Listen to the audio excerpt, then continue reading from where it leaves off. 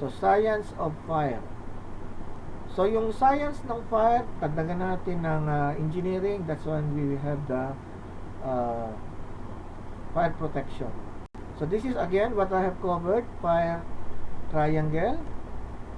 So, ito yung mga common scenario kapag nakakakita tayo ng sunog. Itong nasa kaliwa na to, this is an tank fire. So, ito yung sa mga planta ng usually mga refinery, mga depo. Ito ang napakabigat kontrolin. Okay? Ito, building fire, high rise. So, the challenge here is not only the fire itself, but the height of the fire.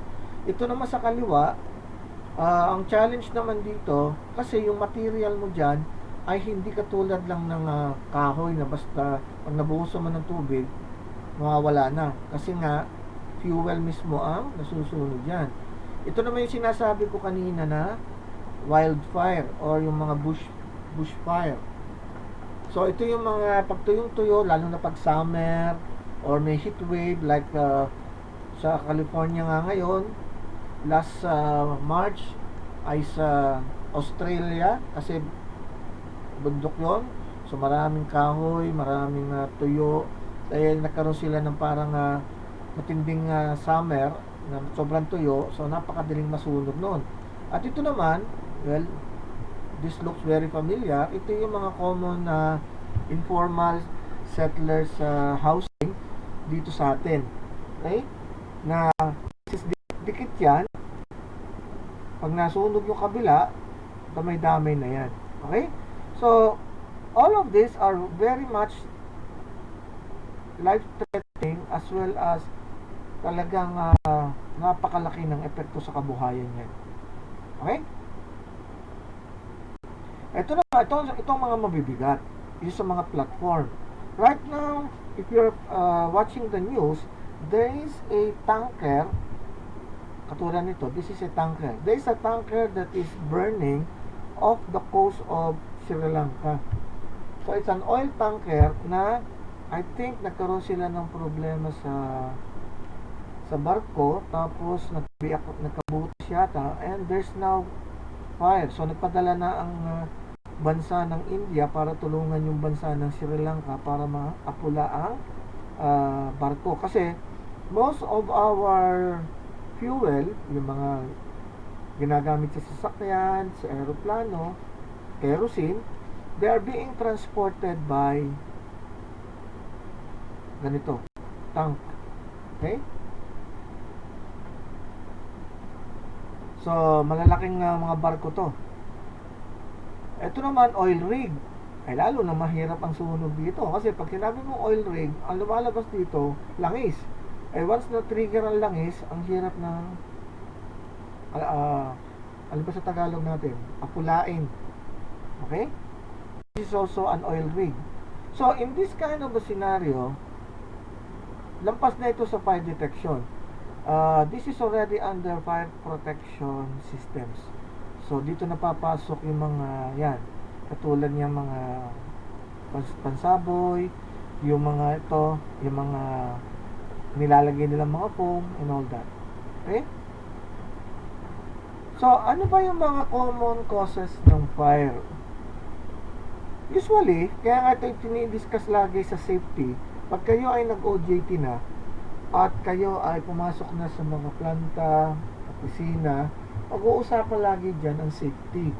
Why? Because part of the reason why there are incidents of fire is because of people, ito yan, commonly negligent sa proper work practices or hindi sila pumapalo sa mga safety procedures. And posible naman kung hindi naman magkaroon ng mistake and who uses poor judgment. So you will notice that some of these are human errors.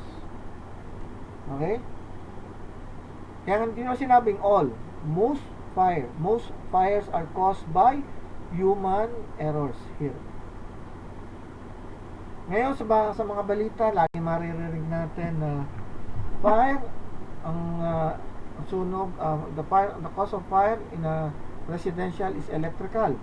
Bakit? Kasi sino sa inyo mahilig basta magsaksak sa extension cord?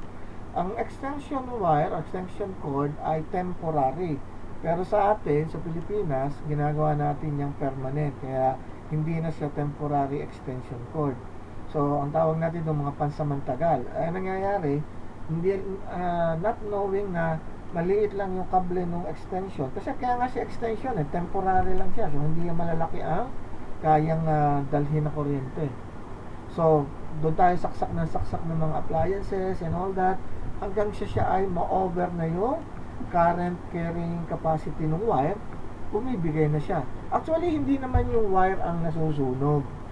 Yung wire, pag sumobrang taas ang current na nag-flow dyan, iinit yan. Yung pag-init na yon, alin ang masusunog? Yung insulation, kasi rubber yon. Pag yung rubber na nasunog, aapoy na yan. So, dyan na magsisimula yung apoy. Pero yung wire itself, kapag yan ay nagdikit, didiklap yan. And that's also a possible cause of the fire itself. Kasi may ignition ka, may spark. Pero kung walang fuel, halimbawa, wala naman siyang tatamaang kahoy, natatalsikan na kahoy, or even yung mga rubber na insulation niya ay hindi pa nag-aapoy, magdidiklap lang siya, pero chances are, hindi siya mag-aapoy. Pero, once na yung spark na yun ay naging continuous, and then it was able to generate fire doon sa insulation, yan, sa palaki na yan. So, leading cause of fire is electrical failure. Usually, ito ay sa mga lumang bahay or mga improperly designed na bahay. Bakit? Halimbawa, pinagawa nung year 2000 ang bahay. So, ang mga inilagay na gamit lang, mga loads ay ilaw, ref, TV. Okay? Umasenso. Gumanda ang buhay. Nakabili ng mga maraming appliances. Yung TV, yung ref, yung TV, nadagdagan ng mga microwave. Nadagdagan ng mga mas malalaki pang ref. Nadagdagan pa ng mga electric oven. So, dumami ang appliances. Nadagdagan si ilaw kasi lumaki ang bahay. Pero hindi naman pinaltan yung mga electrical wiring na in-install noong year 2000. And today is 2020 already. So, for the last 20 years, the same wire is being used but of higher loading. Ay saan pupunta yung excess current? Doon sa wire. At iinit siya ng iinit. That's quite a common scenario. Kaya nga, you can also cite this sa inyong bahay. Kasi, if your house is already old at medyo may kalumaan na yung mga wiring systems niya, no wiring layout, pwede nyo na yung ipa-inspect na sa ganon, kung nagdadagdag kayo ng gamit at dumadami yung load na dinadala ng inyong wire, pwede nyo sabihin sa inyong mga magulang na kailan guhuli tayong nagpa-inspect, baka kailangan na natin pa. Ano ba yung rating? Okay? Usually naman may mga plano yan. This is the way we will discuss this is also practical kasi pwedeng yung gawin sa bahay to. Yung fire safety is not only for our subject, it's also for our everyday. Okay? Ngayon alam nyo na dapat ganito ang gagawin para maiwasan ng sunog, dapat i-apply ninyo yan. Put it into practice. Okay, smoking. Sino sa inyo ang naninigarilyo? Or kung may naninigarilyo sa bahay, delikado. Kasi kalimitan ng sunog ay nangyayari pag due to smoking, pag yung nakakatulog na nagsisigarilyo. At lalo na kung may ginagawa sa kusina or na may combustible. Lalo na pag mga nakakainom na sisigarilyo, hindi alam na kung saan lang tinatalsik o nabibitawan si sigarilyo. So, yan yung isang malaking percentage yan, no? 18%. Okay? This is for residential, pero yung sa mga work site, ganun din ang nangyayari. Yung may mga trabahador na nagsisigarilyo sa barracks, tapos may iwan. yun, magiging cause yan ng sunog. Okay? Na yung friction naman, this is commonly associated with moving parts. Motor, conveyor belts, yung nagpo-produce ng friction. Kasi when there is friction, di ba napapunan nyo sa mga series, yung mga survival series, anong tinuturo sa kalimitan sa kanila? Anong unang-unang itinuturo? Nakakapanood ba kayo? Yung kung paano po gumawa ng apoy gamit yung bato. Okay, so yung paggawa ng pag-generate ng apoy using usually mga sticks na kinikis-kis. So that's precisely because of friction that you want to generate that amber, yung pinakabaga.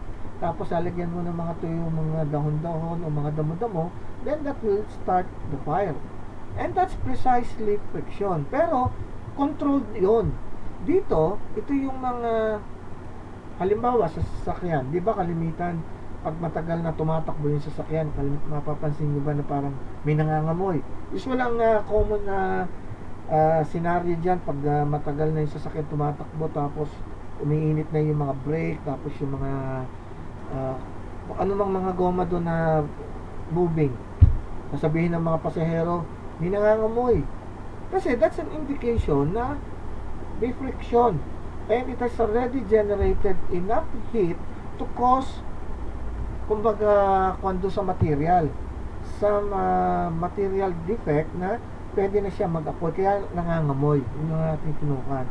So kalimitan ito ay sa dahil lang poor maintenance. Ito yan, poor maintenance of building equipment, misaligned or broken machine parts.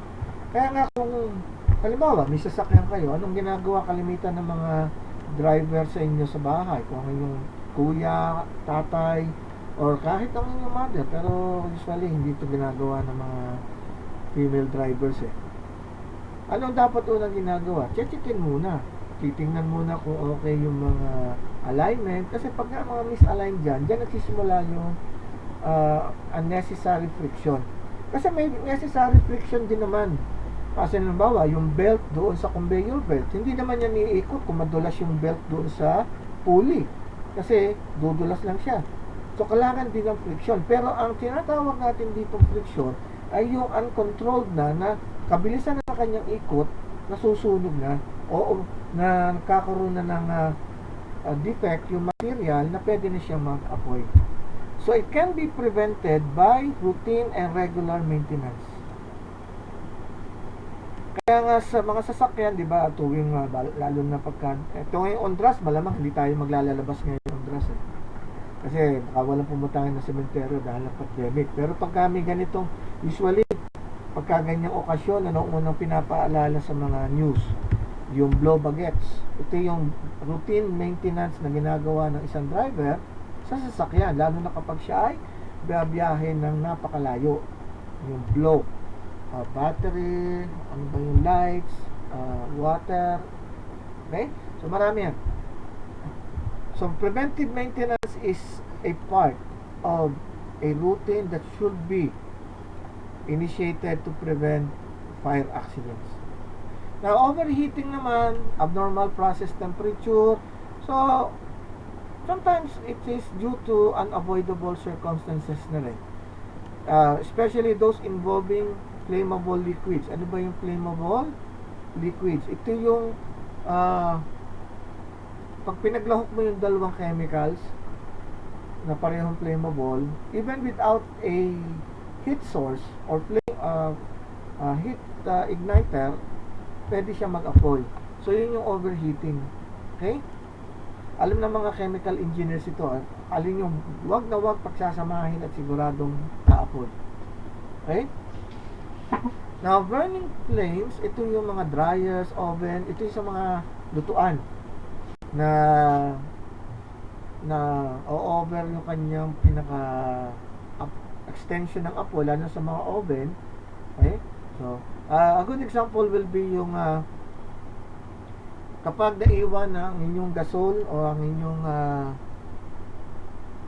LPG akala ay may apoy na, yung pala naka-on lang siya pero wala yung apoy. Kumbaga sumisingaw itong si LPG, tapos saka lalagyan ng apoy, biglang dikukan yan kasi very flammable na yung hangin, nandun na yung LPG, aapoy na siya, kakalat na kagad. So yun yung ating tinatawag na burning flames. Okay? Now, this is preventable through ventilation. Kaya nga dapat ang inyong kusina well ventilated. Tapos walang masyadong mga kurtinang napakalapit doon sa lutuan. Kasi chances are, kung accident prone yan. Combustion safeguards. Ano yung combustion safeguard? Alam mo nang sa kusina, lagay ka pa ng mga pagkahaba kurtina, tapos nagdululuto, biglang humangin, bukas ang bintana. Yung tama nung kurtina, sumagi siya doon sa apoy, sunog. That can be a cause of residential fire. And then combustible sparks. Ito mga sparks, ito yung sa welding. Pag nagwe-welding, di ba, may mga tumatalsik dyan. Yung pang nag-grinder, okay, pwede na siyang magsimula kasi spark yun na continuous, napakainit nun. So dito naman, work safety. Yan ang prevention dyan. Okay? Okay, so that's for some of our science. And then let's go back here. Anyway, makakover naman natin ito dito sa ating module. Now, fire. It's faster than you think. I forgot to download the video. How fast can a fire spread? Nakita nyo na ba yung kan? Yung sa Facebook ko nakita yun eh. May fire drill. I think it's somewhere in India, Sri Lanka, or Bangladesh. Parang Indiano yung tsura eh. Nakita nyo na ba sa Facebook yun? Yung mga bumbero na supposed to be, dinedemo nila kung yung tamang paggamit ng fire hose at saka fire extinguisher. Tapos meron silang model house. Na yung model house ay made up of light materials, para mga kahoy, para mga plywood lang eh. Hindi pa nakaset up yung fire hose, yung mga fire extinguisher. Hindi pa naka-standby yung fire truck. Nasindihan na itong si model house. Naglalatag pa lang yung bumbero ng hose, ubos na yung bahay. Kasi maliit lang naman siya, fire model house lang siya. Kasi fire can spread very, very, very fast. Okay? In fact, have you experienced building natin yung fire drill? Evacuation drill natin. Nabot nyo na ba yun? Last year? Anybody? Nakaranas na kayo ng fire drill?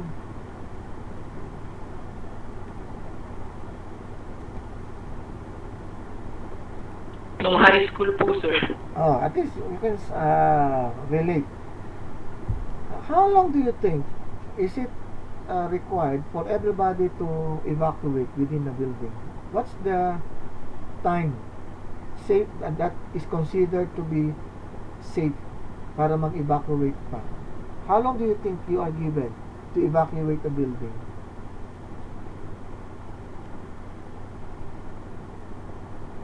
Anybody? Any idea? Gaano kabilis no dapat ma-evacuate? Yes, Genesis. Aubrey. Any idea? 2 minutes po. 2 minutes, I think it's a borderline na yan. Actually, for a not too high building, yung mga common na 2-story, 3-story, ang allotted time dyan para ma-evacuate should be around 90 seconds or 1.5 minutes. Okay? Dapat most of the residents ng isang building ay nakalabas na sa building within that time period. So yung 2 minutes, borderline yan. Borderline. Kung magagawa mas mabilis pa doon, Kasi by the time na magkaroon ng sunog sa isang building, at 90 seconds or 2 minutes, it could spread very, very rapidly. Okay? Kaya, pag may mga fire drill tayo, you have to take it seriously. Hanapin ang pinakamalapit na exit. At saka pag mapasok kayo sa isang building, lalo na kung ito ay unang pasok niyo sa building, take note of, be curious enough, lalo na ngayon, you are not taking the subject natin na ancillary, which is FDAS and security. You should be very conscious now. Kasi lugi-lugi naman ako sa aking turo. Bigo ako sa aking learning outcome. Sa intended learning outcome ko, kung kayo mismo mga estudyante ko ay pag tinanong nasaan pa yung exit? Di man namin ho concern yan. Ako, kapakasakit naman nun. So, it's now your major concern to be very curious. Pag pumasok ko sa isang building, saan ang fire exit? Saan ang mga fire extinguisher? Saan ang mga fire hoses? Kasi, those are now the things that matters in your part of specialization. Okay, so balik dito sa ating spread. So, ito yung tanyo ang timeline ng isang fire. Let me just make this one very small para makakita nyo.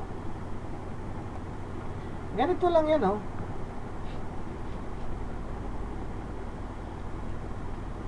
At 0 minutes, a small fire is started. Between 0 to 1 minute, the smoke detector, kung meron nakakabit should have triggered already. So, at half a minute, dapat narating na ng smoke yung smoke detector. Dito nga papasok. Pag pangit yung design ng isang fire detection system, baka apoy na, hindi pa nakakabot yung usok dun sa, hindi pa nagtitrigger yung detector. And that's not a very proper design. So, dapat within this period, nakarating na yan. And then, nag-trigger na.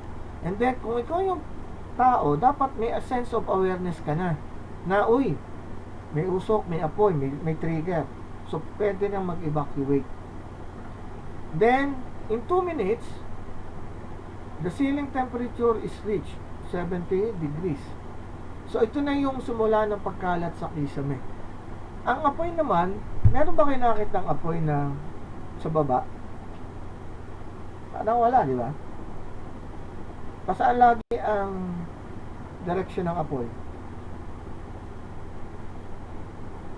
Of course, pataas lagi yan. Ang tawag natin dyan ay stratification. Nag-stratify yan.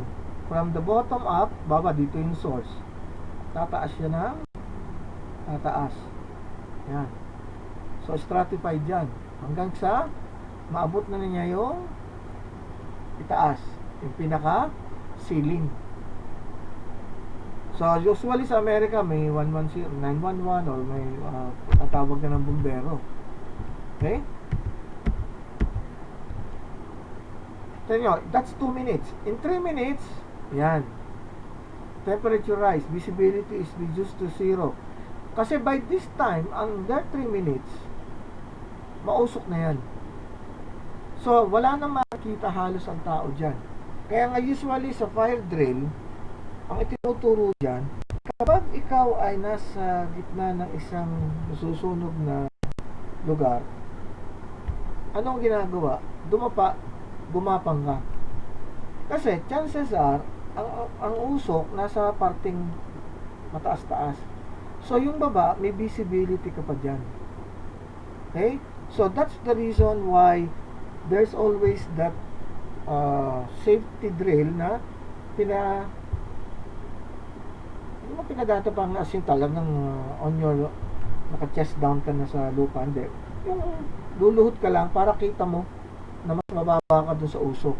Okay? Then, eto na yan. Chances, dapat within 5 minutes, supposedly dapat yan ay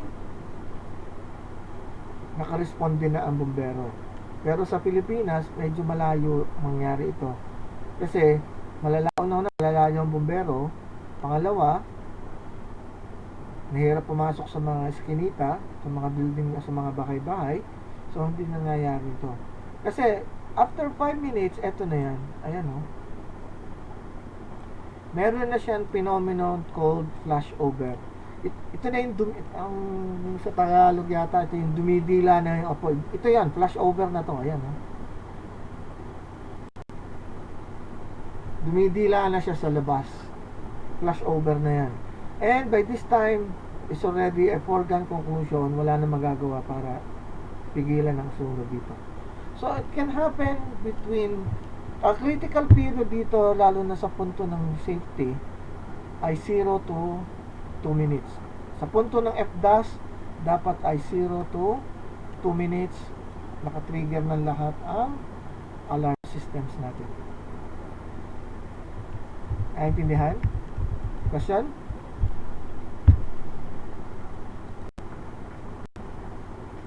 Any question? Yan. Ito ay yung mga walang sprinklers. Okay? Ito yung walang sprinklers. Pero kapag may sprinkler, ang sprinkler kasi is under fire protection. Hindi yung fire detection. Fire protection ang sprinkler. So, sa fire detection, dito ulit tayo, 2 minutes. So, kung na-trigger na yung detector, kung nakakabit yan sa sprinkler, iti-trigger na niya ang, ito yan, oh. Usually, yung mga high-end na mga FDAS system, naka-integrate siya sa fire protection. Meaning, kapag nag-trigger yung smoke detector, i-on na niya yung sprinkler. Pero not always naman ganun ang scenario. Pero naman kasi ang sprinkler na pag na-reach niya yung temperature, halimbawa 70 degrees. Kapag na-reach nitong, ito kasi yung pinaka sprinkler head. Kapag yung sprinkler head ay na-reach na yung 70 degrees or surrounded na siya na 70 degrees na temperature, puputok yan. Pag pumutok yan, sisirit na yung apoy. Yung tubig. So, yan yung principle. Pero meron naman tayong mga controlled by FDAS na sprinkler head. So, ito yung kaibahan. Kapag may sprinkler, siyempre, buhusan na ng tubig yon, hindi pa naman siya ganun kalakihan, chances are, baka naman ma-prevent pa siya. So, hindi na siya lalaki. By the time na dumating ang bumbero siguro somewhere here, medyo easily manageable na yung apoy. Okay? So, that's the difference. Ito, may FDAS na to kasi nandito na yung fire detector natin. Pero wala itong fire protection, wala itong sprinkler.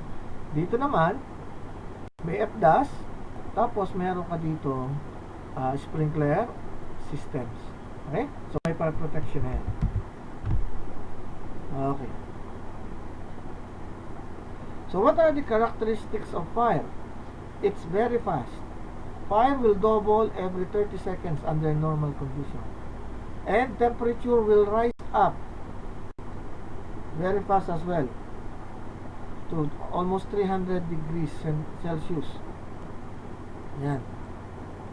Skin. Ito yung nakakasunog. Ito yung mga 3rd degree fire. Okay? And it's deadly.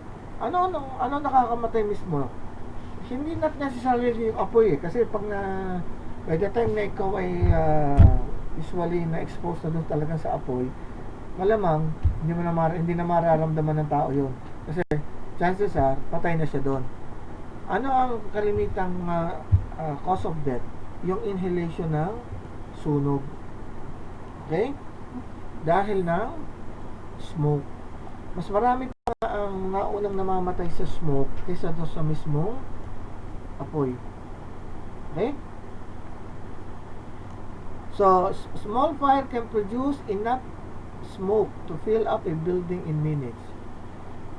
Ang tawag natin dito ay smoke inhalation. So, ang lungs kasi natin, we cannot survive a regular lungs can withstand without air 2 minutes.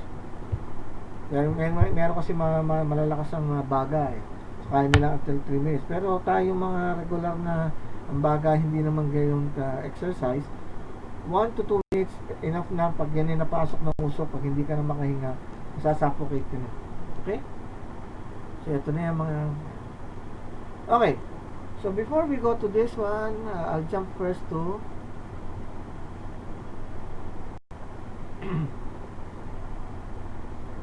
eto. Modes of spread of fire. Very important ito.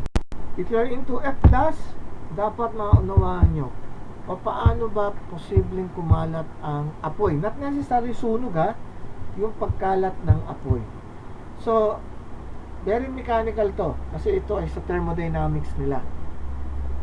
There are three ways of doing it. Conduction, convection, and radiation. These three are the main modes of spread of fire. Okay? So as the illustration gives out here, shows, yung conduction, alam natin, dapat yan ay may direct physical contact. Yung convection naman, ito yung chemical or process. And then radiation, ito yung through air. Okay, ito yan. So, modes of fire through conduction only occurs in solids. So, pakitandaan yan. Pag napasok kayo ng kutsara, conduction yun. Okay? Kasi mainit ang kutsara. Bakit uminit ang kutsara? Kasi nakadikit siya dun sa heat source. So, nagkaroon ng transfer ng heat from one solid to the other. So, that's conduction. Ang convection naman ay yung liquid and gases.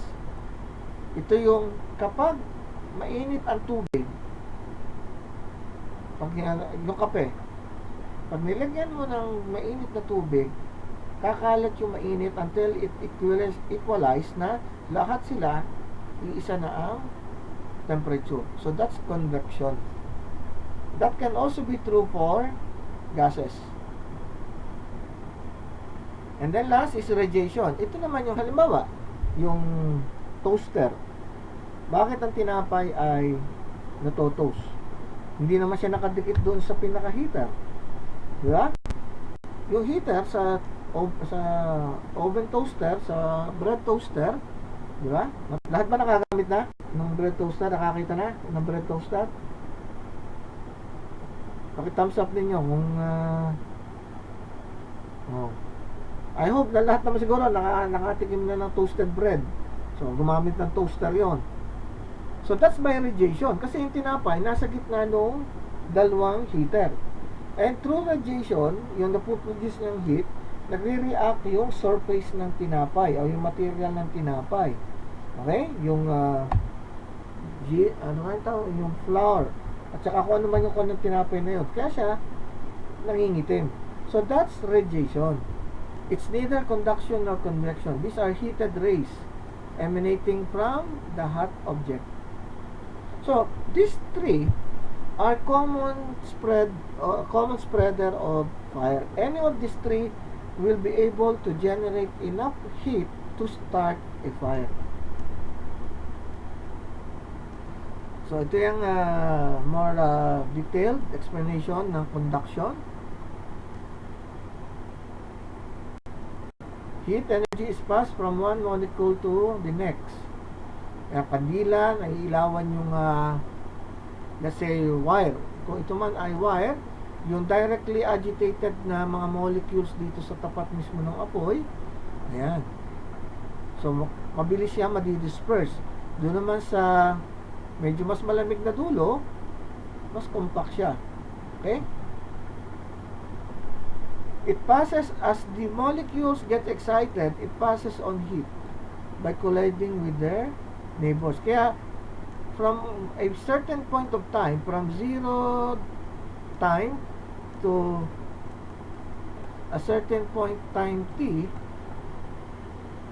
iinit na silang lahat. Painit na ng painit yan. Kasi nga, natransfer yung heat energy.